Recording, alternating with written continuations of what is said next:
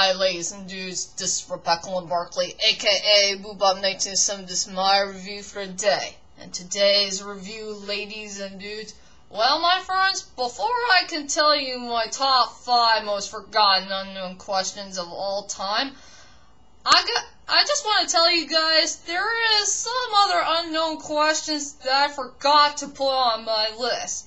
If I did add 5 more unknown questions in there, it'll be my top 10 most forgotten unknown questions of all time. But anyway, I decided to pick 5 instead. And for my first video, I just want to do some honorable mentions for some other good old unknown questions that I did forget to put on my list. So without further ado, ladies and dudes, let's head on to some good honorable mentions of 5 good unknown questions that I forgot to put on my list. So anyway, ladies and dudes, let's head on to the first question. And this first unknown question is right here. You can look at it very carefully. I'm just going to show it to you in a few seconds. And you can pause it wherever you want to. So anyway, for my first unknown question is, where is Adam Gaynor's name on Rob's thanking list before his solo record will ever come out in the stores? Okay, the reason why I want to ask you this question is, it's been 8 long darn years when Adam Gaynor left for no reason, and this is where the big giant plot hole mess began for the later on chapter of Matchbox 20. And to tell you the truth is, I have no idea why Rob had truly forgot to put Adam Gaynor's name in there. After all, Rob and Adam became such good friends for a very long time. And to tell you the truth is, I just wish there's more connection between these two men. And it would be better if those two guys should have worked together more. I know Rob worked so hard with Paul, Kyle, and Brian, but I just wish that he needs to work with Adam a little bit more, if Matchbox 20 will ever become whole again. And that's something I was hoping and praying for, if Matchbox 20 will ever become a whole again. But for right now, this is one big giant plot hole mess. And some of this big mess is all Rob's fault for leaving so many plot holes in the later on chapter. So for my first unknown question is, where is Adam Gaynor's name on his thanking list before Rob's solo album will come out in stores? Okay, for my second unknown question is, and yes, it is also coming from Rob's first solo record, Something to Be, is, why is Rob Thomas choosing these 2 wrong songs at the wrong time when this album came out? Okay, the reason why I want to ask you this question is, this is the most biggest mistake that Rob did for his first solo record, is choosing these 2 wrong songs at the wrong time. And there was one song I can't stand, you know, a song that's kind of good, but the other song was freaking bad for me. And to tell you the truth is, for that first single that he released, I just can't stand Lonely No More. It should have been Rob's most worst song that he had ever written. It had a bad rhythm. The lyrics were okay. The music video has too many plot holes going on. And let's just say, I just wish all the fans should never listen to this song. It doesn't have a good taste, it doesn't have a good rhythm and all that stuff, and let's say Rob Thomas is not a very good dancer. All he can do is wobble and shaking his butt. I mean, it's just a horrible thing. So I will say, yeah, Lonely Noir should have been Rob's First, worst single. And as for This Is How Heart Breaks, I really do love that song. It's a very enjoyable song. I love the rhythm, it has a good style, it's a good rock and roll feel. But I think Rob chose it in a very bad timing. And let's say for the music video, it had no plot at all. It left so many plot holes that makes no sense. And I think that director dude did not do a pretty good job making up a story about affairs or breakups or if somebody's cheating on who. I think that's what This Is How Heartbreak should have been really about. Like, if somebody had an affair or maybe the husband cheating the wife or the wife is cheating on the husband. Well, you get the story. I think This Is How Heartbreak should have been about an affair and not a guy being chased by a dude with a mysterious hood on his head. So, let's just say, I don't know why Rob Thomas chose these two wrong songs at the wrong time. It's not a good feeling for me, so I will cut this short. So the second unknown question is, why is Rob Thomas choosing these two wrong songs at the wrong time for this solo record? And okay, for the last and final unknown question that came from Rob Thomas / Matchbox 20, and this is one of the most biggest plot holes of all. Did Matchbox 20 make the most biggest mistake of their life by choosing this horrible song called How Far We'll Come? To tell you the truth is, I frickin' hate that song. This is the most biggest plot hole out of all the plot hole Matchbox 20's storyline it will ever have, I guess. I mean, I hate this song to death. It had no rhythm. The lyrics are freaking bad. Rob looks like he was being too rushy on it. And it does feel like that he was whining in the song and not, trying to be a serious guy. And as for the music video, well, to tell you the truth is, Matchbox 20 broke one single rule when they made that video. And it's the most important one of all. You're not allowed to repeat things in history.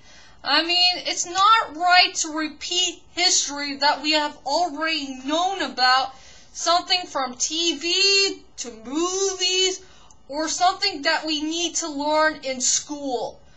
I think it's not right to make a music video that involves repeating things in history, and we're not allowed to bring some stuff that involves negative signs to the world.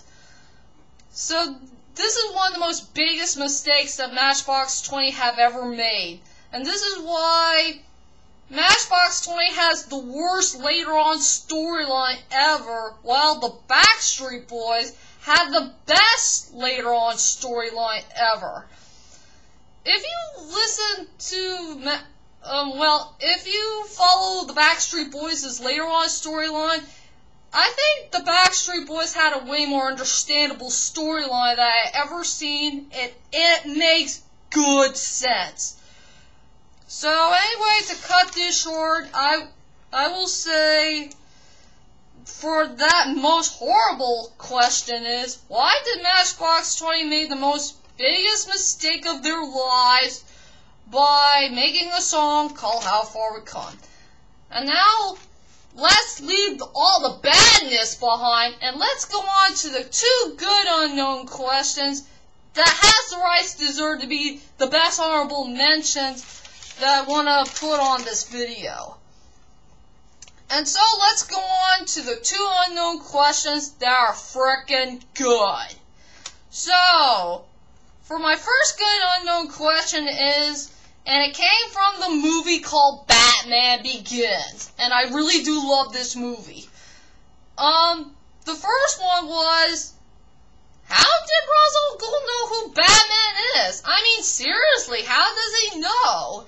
Did he recognize him with his voice, or maybe a little bit of his face, or why he did not take off his mask? I mean, what's the point, Christopher Nolan? Can you please tell us, how did Ra's al Ghul know who Batman is? I mean, seriously, this is one big unknown question I would like to know. If my best friend Alex can do that unknown question for me, I would like to see it in his answer for movie questions answered. So, yeah, my first good unknown question is, how did Ra's al Ghul know who Batman is?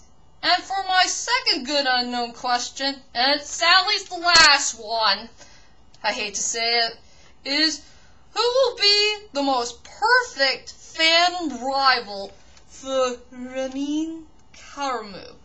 Will it be Ben Lewis or Peter Joback? Now, the reason why I decided to choose that unknown question is that I think Ramin Karimloo has two perfect guys who will be the most perfect rivals in his life. And since Ramin Karimloo is such a good-looking young man who has great passion, great singing, he's a good actor, but it would have been nice if he had a rival with somebody. And, okay, for the first reason why that Ramin Karimloo will be a good rival to Ben Lewis is, thanks to those two guys, when they played their Phantoms in Love Never Dies, they did add a little bit dash of Dragon Ball Z in both of their versions. Ramin Karimloo is Vegeta, while Ben Lewis is Goku. If you could see the difference for what Goku, Vegeta, Ben, and Ramin have, Goku and Ben are both entertainers and comedy reliefs, while Ramin and Vegeta have cockiness and pride in them. And if you could study their ages or how tall they are, Vegeta is a little bit older than Goku, while Goku is a little bit taller than Vegeta. For Ben and Ramin, Ben Lewis is a little bit taller than Ramin, but Ramin is a little bit older than Ben. Can't you see the difference, ladies and dudes? I mean, Ben and Ramin have something in common. Something that Goku and Vegeta has, I guess. Ramin and Vegeta are both, Ramin's Phantom is very cocky, but he has full of pride. Vegeta has cockiness and pride, while Ben and Goku has entertainment and comedy reliefs in them. You guys see the difference? Well, if you watched Ramin and Ben's version of Love Never Dies and Goku and Vegeta's in Dragon Ball Z, you will know the difference. And as for Ramin Karimloo and Peter Joback, I think these two guys are the most gorgeous looking young men I have ever seen in my life, who play the most coolest Phantoms ever. And they are so freaking gorgeous. I think these two guys will be perfect rivals. And see which one of them will be the best Phantoms ever, I guess. So anyway, to cut this short, who will be the most perfect Phantom rivals of all time? Will it be Ramin and Ben, or Ramin and Peter? You decide. So anyway, ladies and dudes, that's my honorable mentions for some other unknown questions that I forgot to put on my top 5 most forgotten unknown questions ever. And I will take a break for a couple of minutes, and I will tell you guys about my most important list ever. So be prepared for my top 5 most forgotten, unknown questions of all time. I will see you guys in a moment, and I'll see you in a moment. Later.